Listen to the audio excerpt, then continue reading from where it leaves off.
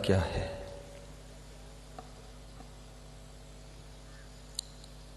सदगुरु कबीर साहेब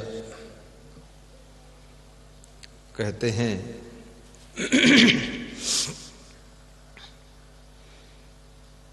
सबसे प्रथम बात, मनुष्य के पास में भक्ति नहीं है। निर्मल भक्ति, अनपायनी भक्ति, पवित्र भक्ति और भक्ति है तो कमजोर भक्ति है, डगमग भक्ति है, कुतर्की भक्ति है, समर्पण नहीं है, सेवा की भावना नहीं है, श्रद्धा नहीं है, झूठ मूठ। भवसागर से तो तरना चाहते हैं लेकिन भाव नहीं है। भवसागर से वही पार होता है जो सबसे पहले स्वयं के मन को भाव सागर बनाता है। भाव किसे कहते हैं? वही श्रद्धा भाव, सेवा भाव, समर्पण भाव, शरणागत भाव, स्नेह भाव, प्रेम भाव, ये सब भाव यानी भावना को शुद्ध करना है। भावना में भक्ति को भर जाना है। लोग कहते हैं कि अरे उनके अंदर भाव भक्ति कुछ नहीं है, भाव भक्ति कुछ नहीं है। यानी जिस भक्ति में भाव नहीं, जिस गेहूं का भाव नहीं, गेहूं बेकार ही हो जाता, फिर कोई रेट ही नहीं मिल रहा है। भाव आना चाहिए और बिना भाव के संसार में कहीं भी कोई ठिकाना नहीं। घर में भी प्रेम भाव ना हो तो घर में आपको सुख शांति नहीं मिलेगी। किसी के साथ रहने में तब सुख शांति मिलती है जब तुमसे उसका प्रेम भाव होता है। प्रेम भाव, और प्रेम भाव कोई छोटी बात नहीं है। प्रेम भाव चाहते तो सब लोग हैं, लेकिन स्वयं प्रेम भाव कम रखते हैं लोग। हर बेटा चाहता है कि हमारे माता पिता हमसे प्रेम भाव खूब माने। हर माता पिता चाहते हैं कि बेटा बहू हमसे प्रेम भाव माने।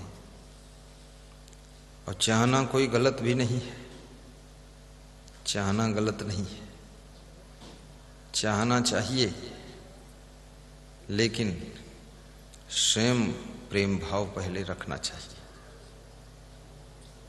और इस संसार का नियम है, जो तुम दूसरों को देते हो वही तुमको मिलता है। तुम्हें कुछ और मिलने वाला नहीं है, वही मिलेगा जो दूसरों को तुम दोगे। तुम प्रेम भाव रखोगे, तुमसे भी लोग प्रेम भाव रखेंगे।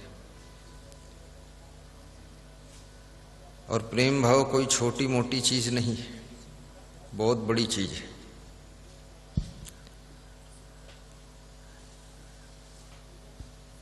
एक आदमी को कोई आदमी मार रहा था,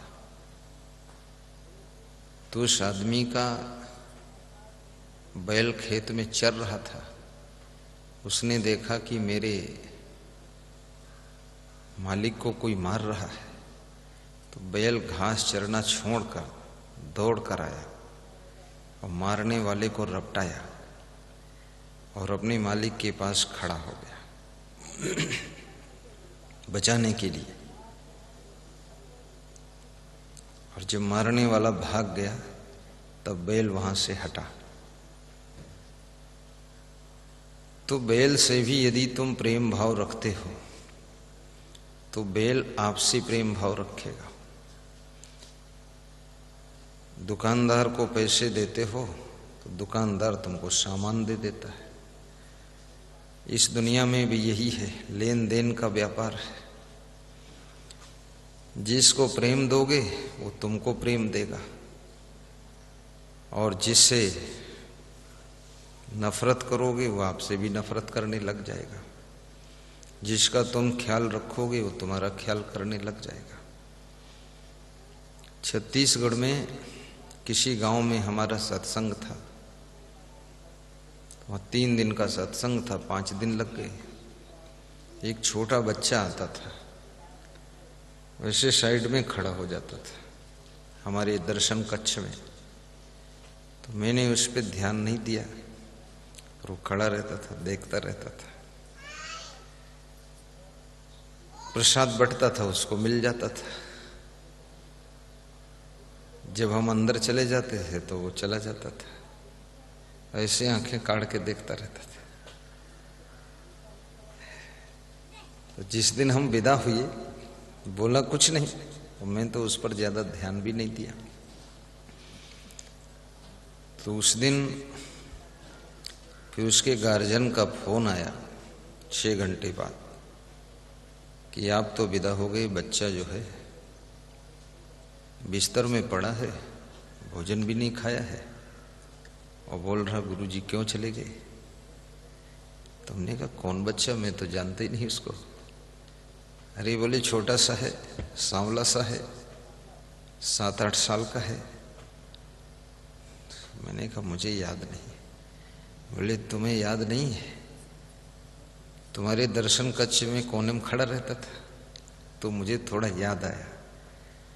तो बोले उससे बात कराता हूं, उसको 2 शब्द बोल दो तो खा लेगा, नहीं तो पड़ा है बीमार हो जाएगा। तो मेरे से बात कराया। हमने कहा क्या नाम है तुम्हारा। बोले विकास। हमने कहा विकास धन्यवाद, भोजन नहीं किया आज। तो बोला तुम चले गए इसलिए भोजन नहीं किया। तो हमने कहा मेरी आपकी पहचान ही ज्यादा नहीं है। बोले हम खूब जानते हैं आपको, आप जानो ना जानो। तो मैंने समझाया कि भोजन कीजिए, फिर जल्दी आ जाएंगे और फिर मिलेंगे, अब कि हम भी तुमको प्रेम करेंगे। तो 1 साल बाद फिर मैं गया, फिर मिला वो, फिर उसी तरह देखता था आंखें काढ़ के, फिर वैसे प्रेम करता था। तो आखिर उसने हमारे दिल में अपना स्थान बनाया और उसकी तरफ मेरा ध्यान गया और मैं उसका ख्याल करने लगा, और उसका प्रेम भाव इतना हुआ कि मेरा भी प्रेम भाव उसके प्रति हो गया। आज भी उसकी याद है, मुझे नजरों में याद आता है। नहीं, इतने छोटे बच्चे स्मरण में नहीं रहते। तो जिससे तुम प्रेम करोगे उसको आपसे प्रेम करना पड़ेगा। और प्रेम में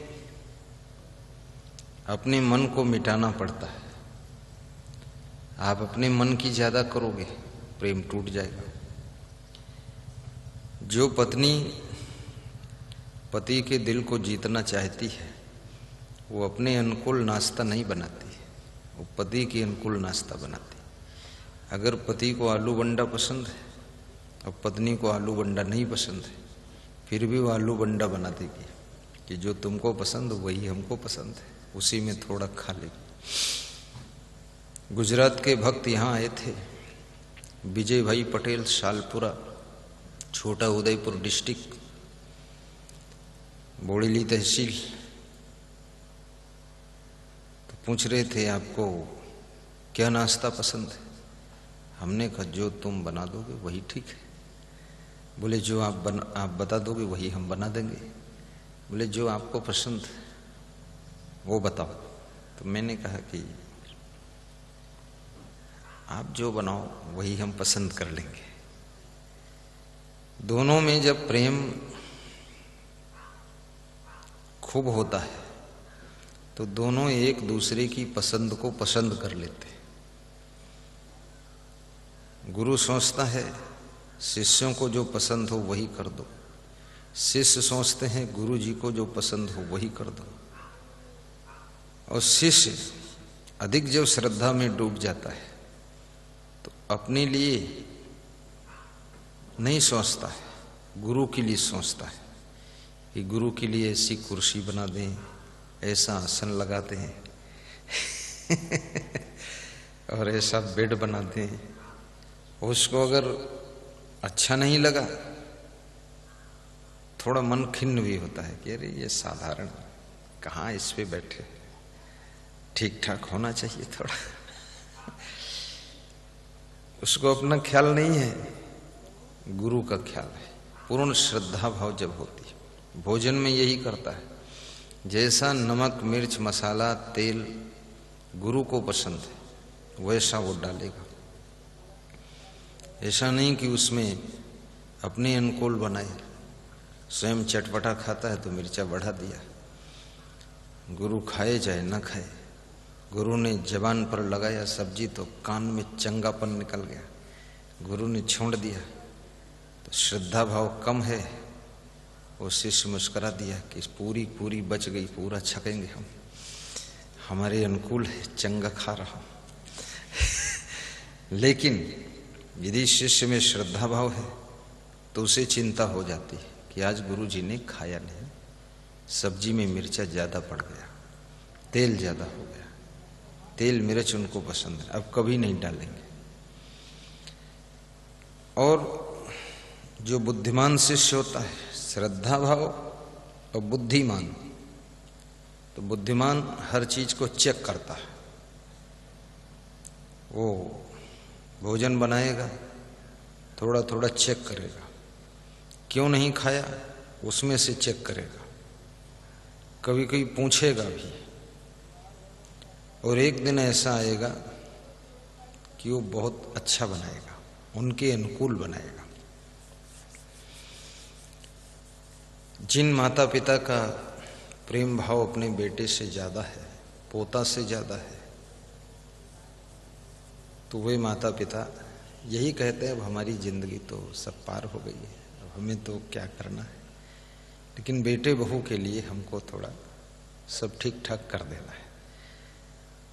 नाराज भी होते हैं बेटे से तो भी अंदर प्रेम भाव है, तो फिर सोचते हैं अरे चलो बना ही देते हैं, कम से कम हम नहीं रहेंगे, पोता होता सब कायदे सपना रहते रहेंगे। जिसके प्रति तुमको प्रेम भाव होता है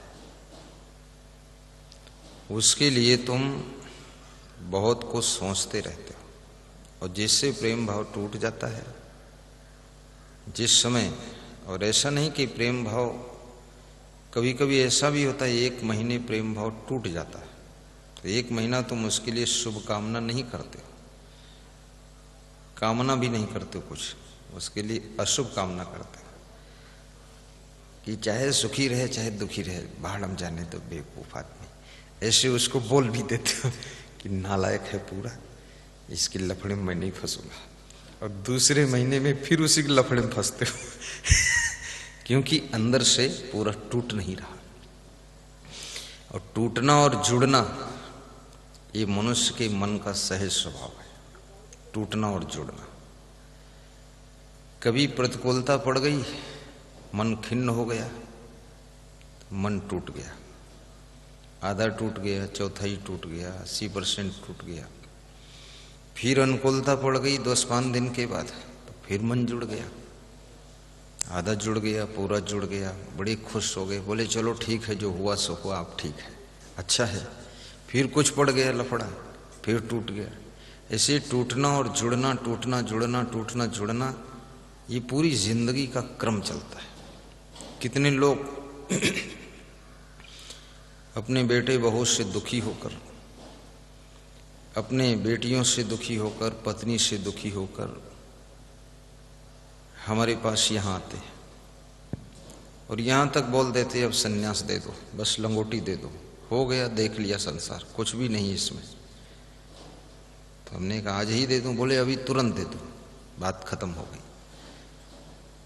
तो मैं उनको 1 महीना 2 महीना 3 महीना ट्रेनिंग लेता हूँ।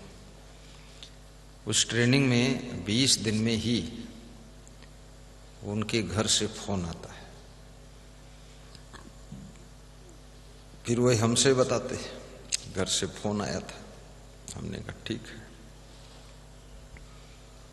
आने दो फोन, क्या करना है, तुमने तो त्याग ही दिया।